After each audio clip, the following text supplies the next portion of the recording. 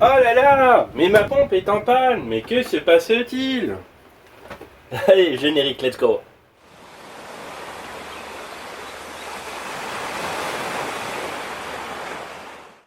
Nous voilà devant la pompe. Alors, que faire pour vérifier ce qui ne va pas sur votre pompe et pourquoi elle ne démarre pas? Donc, la première chose qu'on va faire, si elle était déjà en service, donc du coup, on va ouvrir le compartiment du filtre avec du pré-filtre, avec le filtre à grille. Du coup, on voit là en l'occurrence, il n'y a rien. Donc, c'est tout bon, on va passer à autre chose. Ce qu'on va aller vérifier par la suite, bien sûr on fait bien attention que ça soit éteint pour pas se bousiller les doigts, c'est qu'on va passer nos doigts à l'intérieur ici et il y a le trou qui passe au niveau du système de turbine qui est juste ici et si on peut, on essaye de passer le doigt afin d'essayer de faire tourner la turbine à la main. Si on y arrive, ça veut dire qu'il n'y a pas de problème. Si on n'y arrive pas, ça veut dire que soit elle est grippée, soit en fait on va le sentir, il y aura des saletés au niveau de la turbine. Donc du coup, s'il n'y a pas de saleté au niveau de la turbine et qu'elle ne tourne pas à la main, du coup on va venir démonter le carter qui est juste ici, qui est la protection du ventilateur du moteur, afin de ne pas se faire mal avec.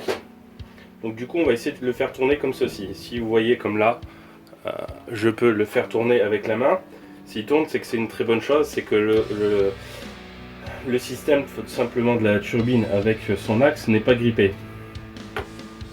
Donc si ceci c'est pas grippé et que ça tourne bien à la main, ça veut dire que ça va venir plutôt de la partie électrique, plus exactement du condensateur, parce qu'on est sur des moteurs monophasés qui à la base sont des moteurs triphasés, mais pour fonctionner en monophasé, on va leur mettre un condensateur comme vous pouvez voir juste ici. Hop là, ce condensateur permet de créer des phases artificielles pour le faire fonctionner avec un courant de 130 monophasé. Hop là. Donc en fait je vais vous montrer comment diagnostiquer en fait si c'est bien ce condensateur. Là, en l'occurrence vous voyez j'ai triché, j'ai défait l'une des cosses du condensateur pour vous simuler la panne pour vous simuler la panne d'un condensateur HS, donc qui va être soit cramé soit bombé. Là en l'occurrence vous voyez il est neuf, il n'a rien. Je parlerai après du changement par la suite. Donc du coup, vous voyez, faites attention, bien sûr, je précise, si vous connaissez rien en électricité, mieux vaut pas y toucher. Après, si vous connaissez, vous pouvez vous atteler à essayer de diagnostiquer la panne. Bien sûr, avant d'ouvrir ce carter et de faire quoi que ce soit à l'intérieur, toujours bien débrancher la prise électrique de votre moteur en lui-même. Ou carrément, le mieux c'est de disjoncter l'alimentation de votre pompe. Donc du coup il y a un test pour voir si c'est bien le condensateur. Donc je vais le faire ici pour vous montrer. C'est que là je vais vous montrer, je vais vous expliquer d'abord parce qu'après ça va faire du bruit. Donc en fait quand la pompe fait ce bruit là, vous voyez on entend qu'elle a envie de démarrer mais elle n'y arrive pas.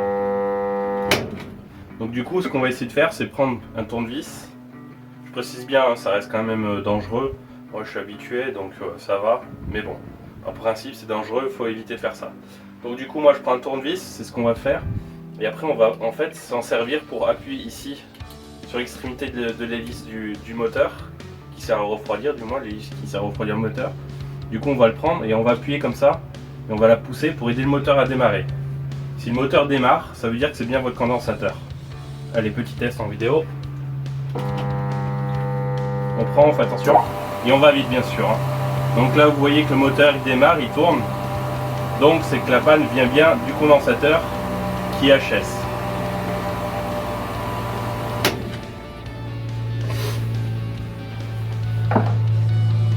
Donc du coup moi je vais remonter la cosse. Alors avant de démonter bien sûr votre pompe et votre système électrique, toujours bien faire attention, prenez une photo à la rigueur pour vous assurer de bien reposer les cosses de votre condensateur au bon endroit. Donc du coup si vous diagnostiquez comme quoi c'est bien votre condensateur qui est HS, il va falloir faire quelque chose de plutôt important. La chose qu'il va falloir faire qui est très importante, c'est que pour pouvoir remplacer votre condensateur, il va falloir justement faire attention à toutes ces références qui est ici en fait. Donc c'est bien faire attention à la puissance en microfarad. UF ça veut dire microfarad avec le pourcentage de tolérance. Et ce qu'il faut faire également attention, c'est qu'il est bien écrit AC pour courant alternatif et le voltage qui est vu comme sur celui-là 250 volts pour du 50 et 60 Hz. Donc quand vous démontez l'ancien, prenez bien les bonnes références de l'ancien afin d'acheter un condensateur qui est bien identique, qui a les mêmes capacités en microfarad et en voltage, ainsi que la fréquence du courant électrique, afin de ne pas avoir de problème avec le condensateur et que votre pompe puisse bien démarrer correctement. Hop là. Donc comme je vous ai dit, si vous avez bien pris les photos avant pour rebrancher les cosses du condensateur au bon endroit, bien sûr si bien il faudra vous acheter les petites cosses ici qui viendront se fixer dessus les cosses du moteur en lui-même.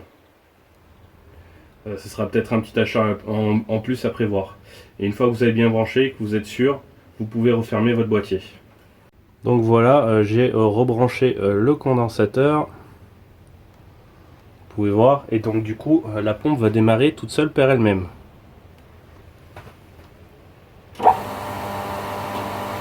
Voilà, donc là ça veut dire que c'est bon, que le condensateur est bien rebranché, la pompe fonctionne.